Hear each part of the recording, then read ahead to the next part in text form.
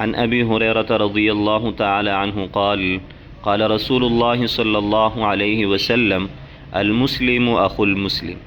لا يظلمه ولا يخذله ولا يحقره التقوى ها هنا ويشير إلى صدره 3 مرات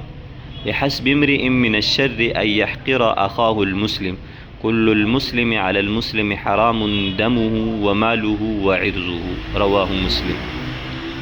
حضرت ابو ہریرہ رضی اللہ تعالیٰ عنہ سے روایت ہے کہ رسول اللہ صلی اللہ علیہ وسلم نے ارشاد فرمایا، ہر مسلمان دوسرے مسلمان کا بھائی ہے، اس پر کوئی ظلم اور زیادتی نہ کرے اور اس کو بے مدد کے نہ چھوڑے اور اس کو حقیر نہ جانے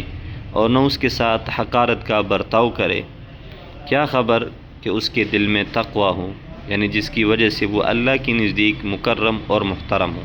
پھر آپ صلی اللہ علیہ وسلم نے 3 بار اپنے سینے کی طرف اشارہ فرماتے ہوئے ارشاد فرمایا کہ تقوی یہاں ہوتا ہے، یعنی ہو سکتا ہے کہ تم کسی کو اس کے ظاہری حال سے معمولی آدمی سمجھو اور وہ اپنے دل کے تقوی کی وجہ سے اللہ کے نزدیک محترم ہو، اس لیے کبھی کسی مسلمان کو حقیر نہ سمجھو۔ اور پھر فرمایا کہ آدمی کے برا ہونے کے لیے اتنا ہی کافی ہے کہ وہ اپنے مسلمان بھائی کو حقیر سمجھے اور اس کے ساتھ حقارت سے پیش آئے۔ مسلمان کی ہر چیز دوسرے مسلمان کے لیے قابل احترام ہے۔ اور پھر فرمایا کہ مسلمان کی ہر چیز دوسرے مسلمان کے لیے قابل احترام ہے،